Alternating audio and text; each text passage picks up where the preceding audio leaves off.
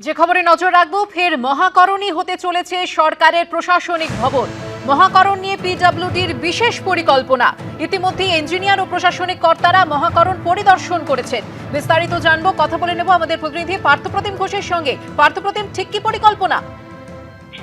দেখো, বিজেপির যে সরকার গঠন করবে এবং সেই মন্ত্রিসভার শপথ গ্রহণের পর তাদের ইতিমধ্যেই পরিকল্পনা রয়েছে বলে জানা গেছে এবং ইঙ্গিত আগেও দিয়েছিলেন শ্রমিক ভট্টাচার্য যে মহাকরণ থেকে তারা কিন্তু প্রশাসন চালাতে চান।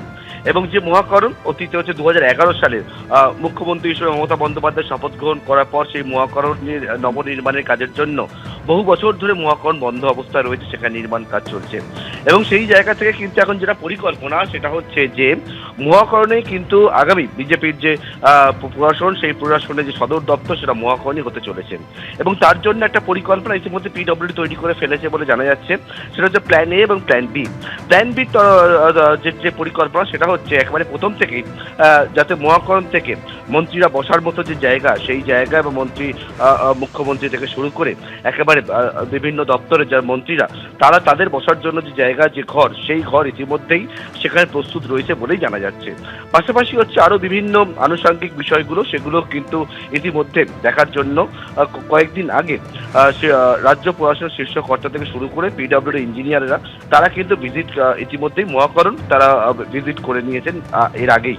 এবং যেমনটা জানা যাচ্ছে প্রশাসনের শীর্ষ কর্তা থেকে পিডব্লিউডি ইঞ্জিনিয়াররা তারা আজকেও কিন্তু মহাকরণ ভিজিট করতে পারেন এবং করে মহাকরণ থেকে যাতে বিজেপির যে সরকার একেবারে যে সদর দপ্তর, সেই সদর দপ্তর প্রথম থেকেই যদি চালানো যায় সেই বিষয়ে কিন্তু একেবারে যে প্রস্তুতির কাজ এবং সেই মতো পরিকল্পনা তৈরি করে রেডি করার কাজ সেটা কিন্তু তৈরি হয়ে গেছে এবং সেটা কিন্তু অনেকটাই এগিয়ে গেছে বলে আমরা জানতে পারছি।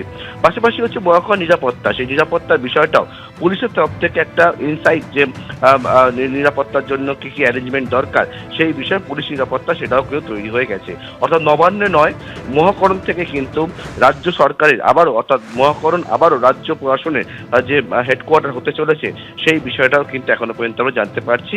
এবং সেই চেষ্টাই পুরো দমে চলছে যাতে মহাকরণকে প্রথম থেকেই একেবারে প্রস্তুত করা যায় এবং মন্ত্রিসভা শপথ গ্রহণ করার পর মহাকরণ থেকেই যাতে তাদের কাজ চালাতে চায় এবং কাজ করতে পারে সেই মতো একটা প্রস্তুতি, সেই মতো রেডি করে রাখা, সেই কাজটাই কিন্তু ইতিমধ্যে হচ্ছে বলে জানতে পারছি আমরা। সুকন্যা, ধন্যবাদ পার্থপ্রতিম।